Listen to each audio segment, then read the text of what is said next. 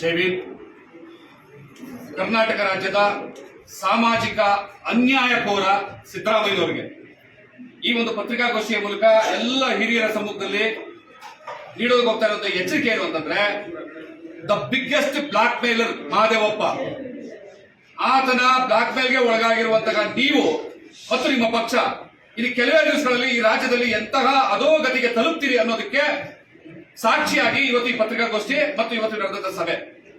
ಮೊದಲನೇದಾಗಿ ನಾವು ನಿರ್ಣಯ ಮಾಡಿದ್ದೀವಿ, ಒಂದು ದಾವಣಗೆರೆ ಮತ್ತು ಬಾಗಲಕೋಟೆ ಏನು ಉಪಚುನಾವಣೆ ಇದೆ ಅಲ್ಲಿ ನೀವು ಮತ್ತು ನಿಮ್ಮ ಪಕ್ಷ ಸರ್ವನಾಶ ಆಗ್ತೀರಿ, ಇದು ಸತಸಿದ್ಧ. ಆ ಒಂದು ನಿರ್ಣಯವನ್ನ ನಾವಿಲ್ಲಿ ಕೈಗೊಂಡಿದ್ದೀವಿ.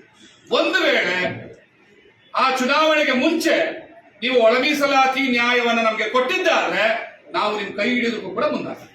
ಎರಡೂ ಕೂಡ ನಿಮ್ಮ ಜ್ಞಾಪಕದಲ್ಲಿದೆ. ಮತ್ತೆ ಮುಂದುವರೆದಂತೆ ಇದೇ ರೀತಿಯಾದಂತಹ ಒಳ ಮೀಸಲಾತಿಯ ಅನ್ಯಾಯವನ್ನು ನೀವು ಮುಂದುವರಿಸಿದ್ದೆ ಆದ್ರೆ ನಾವು ಇಡೀ ಮಾದಿಗ ಸಮುದಾಯದಿಂದ ತೊಡೆ ತಟ್ಟಿ ಚಾಲೆಂಜ್ ಮಾಡ್ತಾ ಇದ್ದೀವಿ. ಮುಂದಿನ ಚುನಾವಣೆಯಲ್ಲಿ ಈ ಒಳ ಮೀಸಲಾತಿಯ ಅನ್ಯಾಯದಲ್ಲಿ ಬಹಳ ದೊಡ್ಡ ಬ್ಲಾಕ್ ಮೇಲರ್ಗಳಾಗಿರುವಂತಹ ಎಚ್.ಸಿ. ಮಹದೇವಪ್ಪ, ಪರಮೇಶ್ವರ್, ಖರ್ಗೆ ಇವರು ಅದು ಹೆಂಗೆ ತಮ್ಮ ಕ್ಷೇತ್ರಗಳಲ್ಲಿ ಗೆಲ್ತಾರೋ ಗೆದ್ದೇ ಬಿಡ್ಲಿ ನೋಡಬೇಡೋಣ ಅನ್ನುವಂತ ಒಂದು ಸವಾಲನ್ನು ಕೂಡ ನಾವು ಈ ಪರಿಸ್ಥಿತಿಯಲ್ಲಿ ನೀವು ಕೊಡೋದಕ್ಕೆ ಇಷ್ಟಪಡ್ತಾ ಇದ್ದೀವಿ. ಇದಾಗಬಾರ್ದು ಅನ್ನೋದಾದ್ರೆ ಮೊನ್ನೆ ಏನು 27ನೇ ತಾರೀಕು 2ನೇ ತಿಂಗಳು 26ನೇ ಇಸ್ವಿನಲ್ಲಿ DPR ನಿಂದ ಒಂದು ನೋಟಿಫಿಕೇಶನ್ ಹೊರಡಿಸಿದ್ರಿ, ಅದನ್ನ ಸಂಪೂರ್ಣವಾಗಿ ಯಾವುದೇ ಷರತ್ತುಗಳಿಲ್ಲದೆ ಕೂಡಲೇ ಅದನ್ನ ವಾಪಸ್ ತಗೋಬೇಕು. ಅದನ್ನ ವಾಪಸ್ ತಗೊಳ್ಳದೆ ಹೋದ್ರೆ ನಿಮ್ಮ ಪಕ್ಷದ ನಿಮ್ಮ ರಾಜಕಾರಣದ ಮರಣ ಶಾಸನವನ್ನ ನಾವು ನಿಮಗೆ ವಾಪಸ್ ಕೊಡ್ತಾ ಇದ್ದೀವಿ ಅನ್ನುವಂಥದ್ದು ಎಚ್ಚರಿಕೆಯನ್ನ ಈ ಪತ್ರಿಕಾಗೋಷ್ಠಿ ಮೂಲಕ ನಾವು ಕೊಡ್ತಾ ಇದ್ದೀವಿ. ಮತ್ತೆ ಕೊನೆಯಾಗಿ ನಾನು ಹೇಳೋಕೆ ಇಷ್ಟಪಡೋದು, ನಾವೇನು 6ನೇ ತಾರೀಕು ಇಡೀ ರಾಜ್ಯದಾದ್ಯಂತ ಎಲ್ಲೆಲ್ಲಿ ಸಾಧ್ಯವಾದಲ್ಲ ಬಂದು ಪ್ರತಿಭಟನೆ ಮತ್ತೆ ಏನೋ ಜಾಥಾಗಳು, MLA, MP, ರಾಜ್ಯಸಭಾ ಸದಸ್ಯರು ಮತ್ತೆ ವಿಧಾನ ಪರಿಷತ್ ಸದಸ್ಯರುಗಳ ಮನೆಗಳಿಗೆ, MLA ಶಾಸಕರ ಮನೆಗಳಿಗೆ ಮುತ್ತಿಗೆ ಆಗುವಂಥದ್ದು, ಸಚಿವರ ಮನೆಗಳಿಗೆ ಮುತ್ತಿಗೆ ಆಗುವಂಥದ್ದು, ಆ ಸಂದರ್ಭದಲ್ಲಿ ಏನಾದ್ರೂ ನಮ್ಮ ಕಾರ್ಯಕರ್ತರುಗಳಿಗೆ ನಮ್ಮ ಬಂಧುಗಳಿಗೆ ಪ್ರಾಣಾಪಾಯ ಉಂಟಾ ಇದ್ರೆ ಯಾಕೆ ಅಂತ ಹೇಳ್ತಾ ಇದ್ದೀನಿ ಅಂತಂದ್ರೆ, ನಾವು ಇದನ್ನ ಕೇವಲ ಕಾಗಕ್ಕ ಗೂಬಕ್ಕನ ಕಥೆ ಹೇಳುವ ರೀತಿಯಲ್ಲಿ ಪ್ರತಿಭಟನೆಯನ್ನ ಕರೆ ಕೊಟ್ಟಿರೋದಲ್ಲ. ಮಾಡು ಇಲ್ಲವೇ ಮಡಿ, ಇದು ನಿನ್ನ ಸಮುದಾಯದ ಕೊನೆಯ ಅಸ್ತಿತ್ವ. ಈ ಪ್ರಶ್ನೆಗೋಸ್ಕರ ನೀವು ಮಾಡು ಇಲ್ಲವೇ ಮಡಿ ಅನ್ನುವಂತಹ ಒಂದು ಬಹಳ ಕಠಿಣ ನಿರ್ಧಾರದ ಪ್ರತಿಭಟನೆಗೆ ಕರೆ ಕೊಟ್ಟಿದ್ದೀವಿ.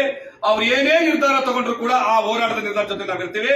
ಏನಾದ್ರೂ ಪ್ರಾಣಾಪಾಯ ಆದ್ರೆ ಕೊಲೆಗಡಕ ಸರ್ಕಾರ ಅನ್ನುವಂತ ಹಣೆಪಟ್ಟಿಯನ್ನ ನೀವು ಹೊತ್ಕೋಬೇಕಾಗ್ತದೆ ಒಂದು ಎಚ್ಚರಿಕೆಯನ್ನ ಈ ಸಂದರ್ಭದಲ್ಲಿ ಕೊಡ್ತಾ ಇದ್ದೀವಿ.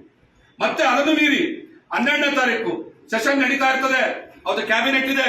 ಗುರುವಾರ ಬೆಂಗಳೂರಿನಲ್ಲಿ ಏನು ಒಂದು ಮಹಾ ಪ್ರತಿಭಟನಾ ಸಮಾವೇಶಕ್ಕೆ ಕರೆ ಕೊಟ್ಟಿದ್ದೀವಿ.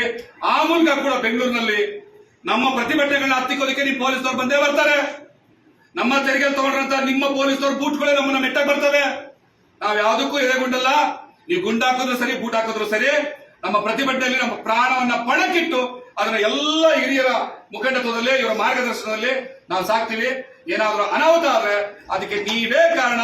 ಕೊಲೆಗಳಿಗೆ ಸರ್ಕಾರವನ್ನು ಹಣೆಪಟ್ಟಿ ಒತ್ಕೋತೀರಿ, ಬ್ಲಾಕ್ ಮೇಲರ್ಗಳ ತಂತ್ರಕ್ಕೆ ಈಡಾಗಿರೋದ್ರಿಂದ ಈ ಒಂದು ಮಾದಿಗ ಸಮುದಾಯದ ಮಕ್ಕಳ ಶಾಪ ನಿಮ್ಮನ್ನು ಸುಡುತ್ತೆ ಅನ್ನುವಂತ ಎಚ್ಚರಿಕೆಯನ್ನ ಈ ಮೂಲಕ ಕೊಡೋದಕ್ಕೆ ಇಷ್ಟಪಡ್ತಾರೆ.